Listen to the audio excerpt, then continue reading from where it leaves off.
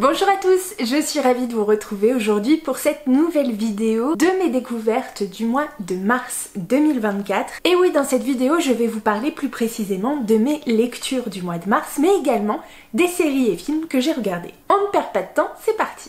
Premier titre que j'ai découvert, et là je triche déjà un petit peu puisque c'était à cheval sur février et mars, il s'agit du Poids des sentiments de N.R. Walker, sorti aux éditions Rainbow en 2019. J'ai ici la chance d'avoir la version contenant la petite nouvelle Un Noël à la sauce Henry. N.R. Walker est une autrice australienne de romance gay particulièrement prolifique. De nombreuses séries et one-shots à son actif ont été traduits chez Bookmark mais aussi chez Juno Publishing. Par exemple, Confiance aveugle, Red Dirt Heart, Kroninsky ou encore Spencer Cohen. Je vous fais un petit résumé. On suit Henry, 35 ans, qui vient fraîchement de se faire larguer par son mec à cause de son poids, vraiment la grande classe. Prêt à tout pour récupérer son ex, Henry décide de s'attaquer directement au problème et d'affronter sa plus grande peur, soit la salle de sport. Par chance, il fait la rencontre d'un coach prêt à l'accompagner dans ses objectifs, Reese. La question reste à savoir, quels sont-ils réellement? Une romance avec quelques scènes de smut, mais toute mignonne, je vous jure. Reese c'est le sucre, Henry c'est le sel, le duo est tout simplement craquant. Le personnage d'Henry mène véritablement une double vie. Dans sa vie professionnelle, il est plutôt l'employé sérieux et discret, tout le contraire de sa personnalité, sauf avec son assistante, avec qui il entretient vraiment une relation très privilégiée et donc voilà, avec laquelle il se laisse légèrement aller. Et dans sa vie personnelle, c'est le genre de personne qui dit absolument tout haut ce qu'il pense et vraiment sans aucun filtre, il est ultra drôle, ultra touchant et voilà, c'est vraiment un personnage qu'on ne peut qu'adorer. Reese, à l'inverse, a une personnalité très attachante. Déjà physiquement, il est considéré comme très beau, il a une personnalité très solaire et pourtant il cache vraiment une fragilité qui est ultra attendrissante. Bref, vous l'aurez compris, ce roman est un véritable petit bonbon à déguster les jours où on a un peu le blues. De plus, j'ai beaucoup aimé le rapport au corps et au sport, aucune apologie de la taille XXS ou encore de la vie 100% fit. Tout l'intérêt est plutôt de veiller à sa santé et à son bien-être, pas de taille ni de poids défini pour cela. Et au-delà de ça, ce que j'ai vraiment apprécié encore une fois, c'est que pour une lecture d'une romance gay, eh bien je n'ai eu absolument aucun mal à m'identifier au personnage d'Henry, à ressentir ces petits papillons dans le ventre du coup durant cette romance avec ces petits moments hyper choux où ils se rapprochent. Et cela prouve encore une fois que l'amour n'a ni âge, ni genre et ni couleur. Je vous propose de continuer avec une BD cette fois. Il s'agit de Jeannot, qui fait partie de la série des Contes des Cœurs Perdus, avec Loïc Clément au scénario et Carole Morel à l'illustration, sorti chez Delcourt en juin 2020. On est ici sur une BD de 40 pages, dévolue à la jeunesse, avec un petit côté fantastique, voire ésotérique. Après le titre Chaussettes, que j'avais absolument adoré l'année dernière, Le voleur de souhaits et Chaque jour Dracula, Loïc Clément nous offre encore un nouvel opus, plein de douceur, de poésie et de sensibilité. Loïc Clément est scénariste de bande dessinée et auteur pour la jeunesse, très prisé ces dernières années, avec notamment les titres très connus Le temps des mitaines, Jour sucré ou encore Miss Charity. Quant à Carole Morel, graphiste, elle est notamment connue pour ses titres Nelly Bly, Dans l'antre de la folie, sorti en 2021, ou encore plus récemment avec le titre Bobigny 1972, sorti début 2024. Et elle avait déjà collaboré avec Loïc Clément sur le titre Merlin, sorti en 2022 chez Delcourt. Petit résumé. Jeannot a un secret, il entend les arbres parler. Don ou malédiction, Jeannot a un avis bien tranché sur la question. Depuis qu'un drame l'a frappé, sa vie n'est plus du tout la même. Et cette nouvelle capacité ne fait que l'agacer, voire vraiment le faire enrager.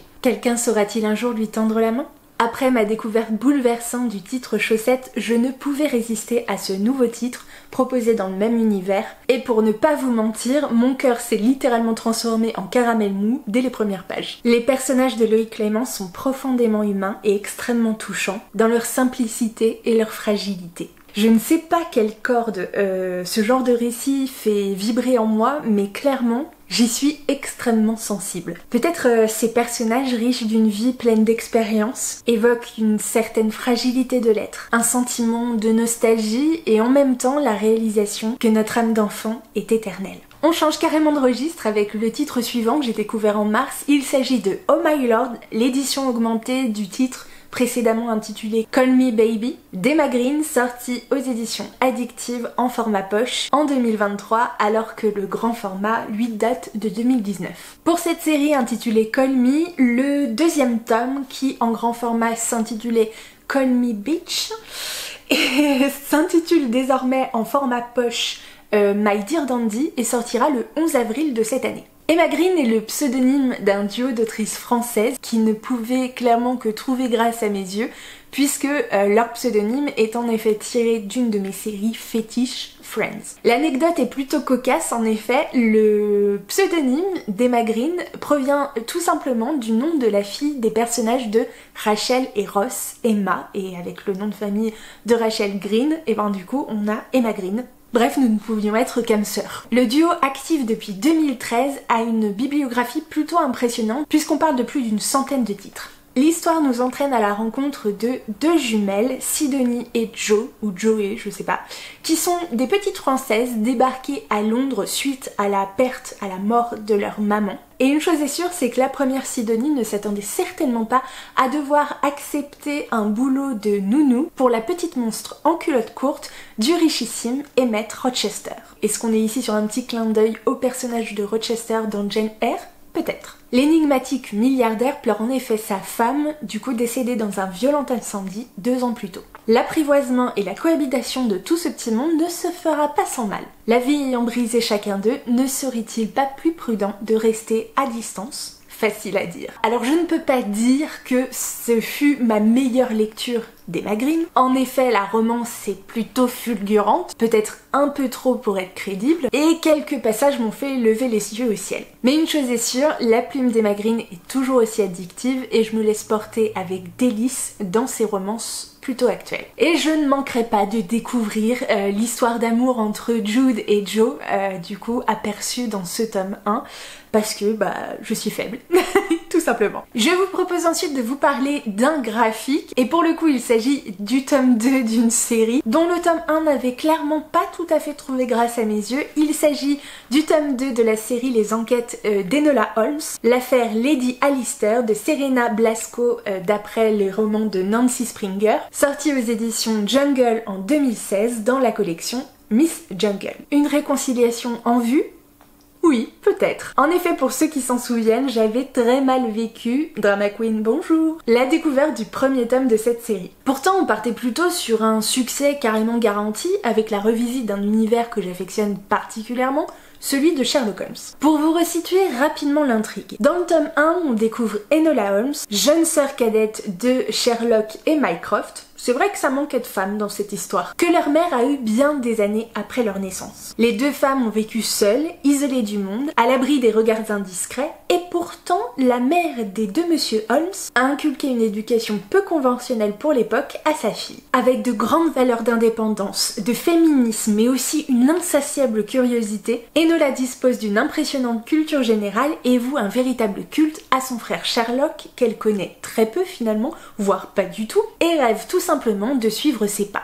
Lorsque la mère d'Enola disparaît mystérieusement le jour de ses 14 ans, la jeune fille va alors se lancer dans la plus grande aventure de toute sa vie. Vive, intelligente et courageuse, le personnage principal est tout de suite plaisant à suivre. Mais quelle ne fut pas ma surprise et ma déception de découvrir dans ce premier tome des personnages masculins que j'affectionne tant habituellement, insupportables de mépris, bouffis d'orgueil et de machisme et tournés en dérision par leurs bêtises. Je dois donc avouer que je partais avec un sacré a priori pour ce tome 2. Mais finalement, je dois dire que je suis agréablement surprise par les choix scénaristiques. D'abord, la nouvelle affaire sur laquelle enquête Enola est plutôt bien menée. La jeune fille est plus expérimentée et fait toujours preuve d'ingéniosité. De plus, sa relation avec son frère Sherlock gagne clairement en nuances. Et on retrouve enfin la personnalité première de ce personnage incontournable. Soulignons également que si le scénario ne m'avait pas tout de suite convaincue, le style graphique unique de Serena Blasco continue de me séduire dans ce deuxième tome comme il l'avait fait dans le premier. Le crayonné rapide réalisé au crayon aquarelle, sans ancrage et rehaussé de couleurs à l'aquarelle et donne une impression de délicatesse, de douceur sans pareil. Une couleur tout à fait unique donnée à ses œuvres. En bilan, je donnerais clairement une chance au tome 3, qui déterminera probablement si j'irai jusqu'au bout de cette série. On est actuellement, je crois, au tome 8 sorti, mais à voir s'il y en aura plus. D'autant plus que j'ai carrément adoré le premier tome de la nouvelle série de Serena Blasco qui s'appelle Le Coven du Tarot, sorti en 2021 chez Dracou. Notez bien, les 2 premiers épisodes de cette adaptation sont à découvrir sur Netflix, avec notamment Millie Bobby Brown dans le rôle principal. On repart également sur des graphiques, donc pour ça, j'avoue que ma découverte du tome 1 remontait à un peu trop longtemps, donc j'ai fait une relecture du tome 1 et j'ai découvert le tome 2 de Crush of Lifetime de Kim Young-woo à l'illustration et Jang Ha-lim au scénario, sorti chez K-Books en 2021. Pour indication, le tome 1 de ce webtoon fait environ 228 pages, donc vous avez largement de quoi faire.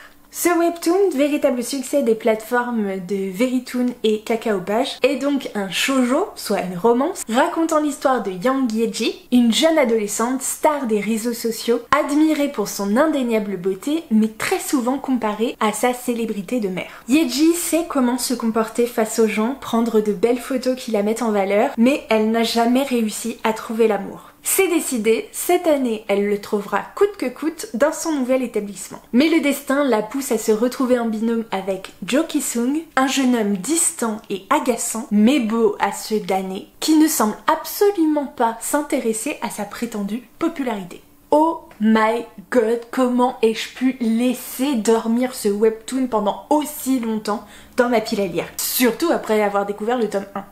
Vraiment, ça reste un mystère. Après la relecture du premier tome et la découverte du second, je confirme, j'adore ce webtoon, je l'adore. Les personnages sont extrêmement attachants, le plot de départ, s'il paraît de base légèrement banal, est nuancé par les parcours ébréchés de nos personnages. Je suis littéralement fan de la personnalité de Yeji. Cette jeune fille dont la voix semble presque toute tracée dans un environnement de beauté entre guillemets superficielle, se révèle avoir une personnalité haute en couleurs, une propension aux situations cocasses et un sens de la répartie bien senti. Je me délecte littéralement de découvrir la suite de ce webtoon. Prochain titre découvert au mois de mars, il s'agit cette fois d'un roman, le titre Hush Hush, le premier tome de la saga des Anges Déchus de Becca Fitzpatrick, sorti aux éditions PKJ dans le format poche en février 2024 au prix découvert de 4,30 €. On est ici sur une saga fantastique de 4 tomes, plus une nouvelle je crois, destinée à un public ado voire young adulte et édité en France en 2010. Premier roman de l'autrice, il la propulsera au rang de phénomène littéraire à travers le monde. Croisée au détour d'un rayonnage alors que je flânais dans la librairie avec les copines du coup Laetitia et Lauriane, cette sortie poche de 384 pages au prix imbattable, dont je connaissais vaguement le nom, s'est mystérieusement retrouvé dans mon panier. Je l'explique pas. Dans la ville brumeuse de Portland, on découvre la très sage Nora, qui a perdu son père dans de terribles circonstances et qui tente depuis de reprendre sa vie d'adolescente lambda aux côtés de sa mère et également de sa meilleure amie vie. Nora vit seule avec sa maman qui travaille énormément pour tenter de subvenir à leurs besoins. Le jour où elle se voit affublée d'un nouveau binôme en cours de biologie, sa vie va changer à jamais. Twilight, bonjour! Patch, jeune homme mystérieux, semble tout savoir d'elle et leurs chemins ne cessent de se croiser. Comment? Pourquoi? Nora risque de se retrouver au milieu d'une guerre millénaire impliquant des êtres dont elle ne soupçonnait même pas l'existence. Alors on va pas se mentir, j'ai dévoré ce bouquin. L'écriture particulièrement addictive et la tension sexuelle entre les deux personnages principaux y sont pour beaucoup. Et si j'avais eu 15-16 ans, j'aurais probablement été fan. Mais voilà, j'en ai 35. Et pour le coup, les schémas de la jeune fille sage qui tombe amoureux du méchant bad boy qui est émoustillé dès la page 5, j'exagère mais bon. Et les actions-réactions très peu crédives, bah ça ne me suffit plus. Sachant qu'en plus ce premier tome reste quand même très superficiel quant à l'univers développé, je ne suis pas le public cible, c'est sûr. Par contre pour ceux qui voudraient découvrir une autre saga à la Twilight, eh bien faites-vous plaisir. Évidemment avec d'autres créatures. Bon alors, pour ceux que j'ai entendu dire que la couverture les avait spoilés, j'ai envie de vous dire, le titre de la série Les Anges Déchus laissait quand même peu de place au suspense. En bilan, j'ai passé certes un bon moment de lecture, les pensées de Nora très spontanées m'ont bien fait rire quand même, mais je ne pense pas pousser plus loin ma découverte. A priori. Enfin, sait-on jamais. J'aimerais ensuite vous parler de ma dernière lecture de ce mois de mars, et pour le coup je suis assez contente parce que même si mon butin n'est pas faramineux, eh bien c'est quand même bien meilleur que au mois de janvier où j'en avais 0 et au mois de février où il y en avait 2. Donc l'un dans l'autre, plutôt contente. Et le dernier titre dont j'aimerais vous parler, c'est un livre audio. Il s'agit de Train d'enfer pour Ange Rouge de Franck Tillier, paru en 2004 aux éditions La Vie du Rail et en 2007 chez Pocket. Et dans ce cas précis en livre audio sur l'application Audible, lu par Jérémy Covillo. Il s'agit en effet du premier roman de l'auteur, marquant le début des aventures du commissaire Franck Charcot. Après avoir découvert 1991, le préquel de la série, sorti en 2021 chez Fleuve Édition, écouté également sur Audible et toujours lu par Jérémy Covillo, j'étais très impatiente de découvrir la suite des aventures de ce personnage devenu phare. Dans ce thriller particulièrement noir, on retrouve le commissaire Franck Charcot des années après 1991, alors que sa femme Suzanne a disparu mystérieusement 6 mois auparavant. Le commissaire est bien entendu hanté par cette enquête qu'il n'arrive pas à résoudre, mais tente tant bien que mal d'assurer son travail, qui étonnamment le tient en vie. Bon, humour noir. L'affaire en cours commence alors par la découverte d'un corps décapité et mis en scène de manière totalement cauchemardesque, qui va entraîner Charcot loin, très loin dans l'horreur. Bon alors, âme sensible, s'abstenir. Et c'est moi qui dis ça. Quelle ne fut pas ma surprise de découvrir un Franck Charcot beaucoup plus sombre, beaucoup plus tourmenté que dans 1991. En même temps, vu la situation, ça se comprend. Mais si 1991 nous proposait un Charcot jeune et insouciant, dans une époque pleine de nostalgie, Train d'enfer pour Ange Rouge nous remet vite fait bien fait les pendules à l'heure. On se trouve dans un vrai thriller, saperlipopette. Et alors des horreurs, Charcot va en croiser quelques-unes qui valent leur pesant de cacahuètes. Si vous êtes sensible à certains sujets en particulier, je vous en donne tout de suite une petite liste non exhaustive si vous voulez pas être spoilé, voilà, passer quelques secondes. On y trouve un level extrême de perversité, de violence animale, de violence sexuelle, de torture, de BDSM, etc., etc. Le titre nous plonge en effet dans une enquête pleine de noirceur, de perversion, avec un brin d'ésotérisme, mais digne des grands polars. La voix grave et envoûtante de Jérémy Covillo a grandement participé à mon immersion dans cette enquête, à écouter au coin du feu, caché sous un plaid. Bien rythmé, l'auteur ne nous laisse pas vraiment de répit, et même si la fin a été quelque peu précipitée à mon goût, je suis impatiente de découvrir ce qu'il réserve à notre commissaire préféré. On passe cette fois aux films et séries, et notamment séries pour ce mois-ci, que j'ai découvert et qui sont plutôt notables.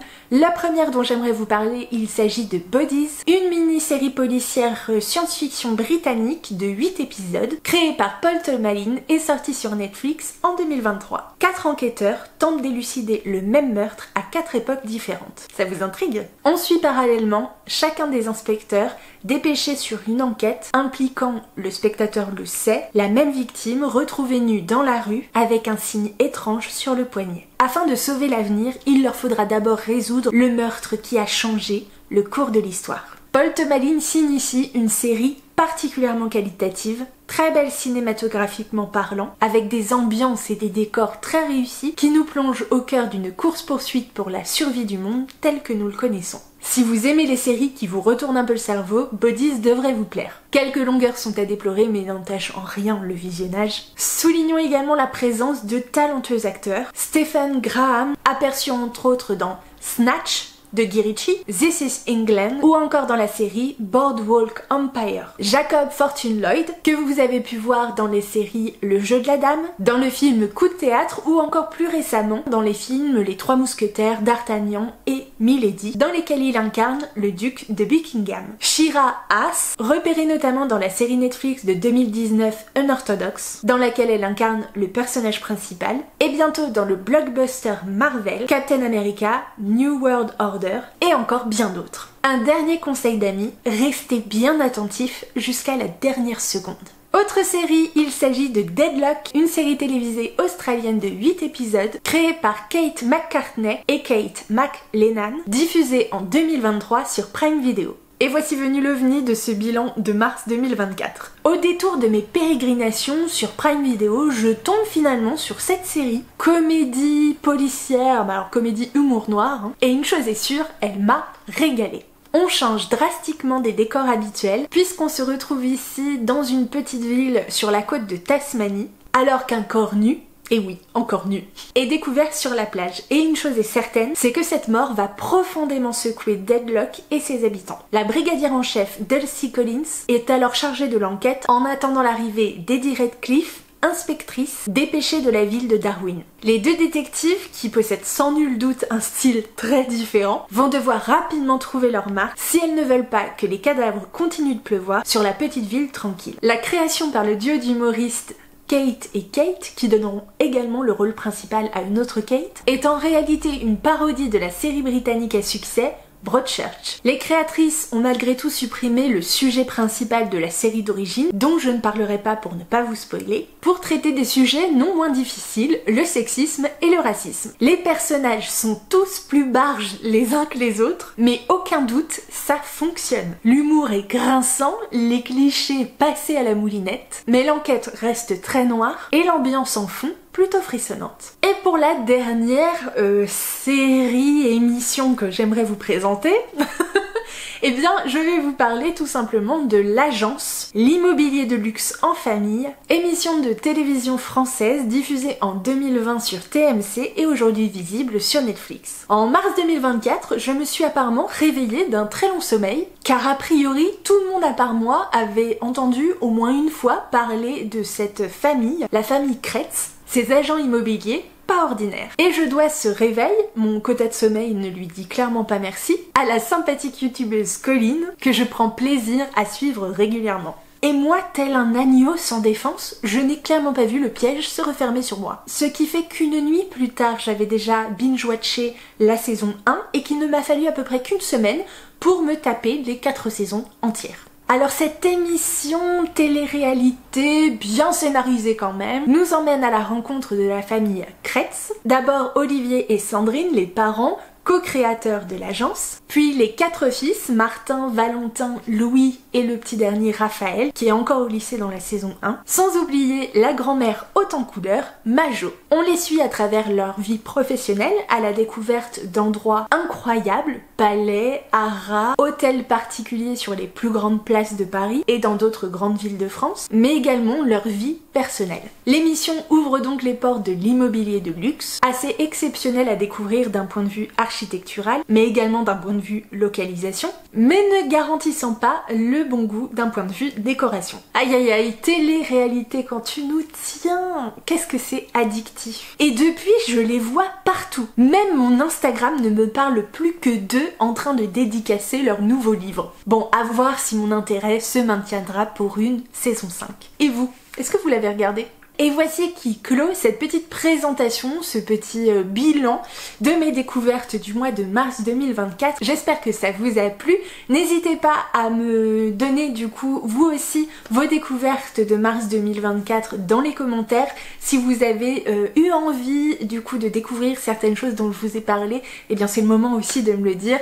N'hésitez pas, si vous n'êtes pas encore abonné à la chaîne, à le faire. C'est gratuit et ça prend 2 secondes et vraiment ça soutient, ça fait voir l'intérêt de la vidéo à l'algorithme de YouTube qui la montrera plus facilement plutôt que de l'invisibiliser.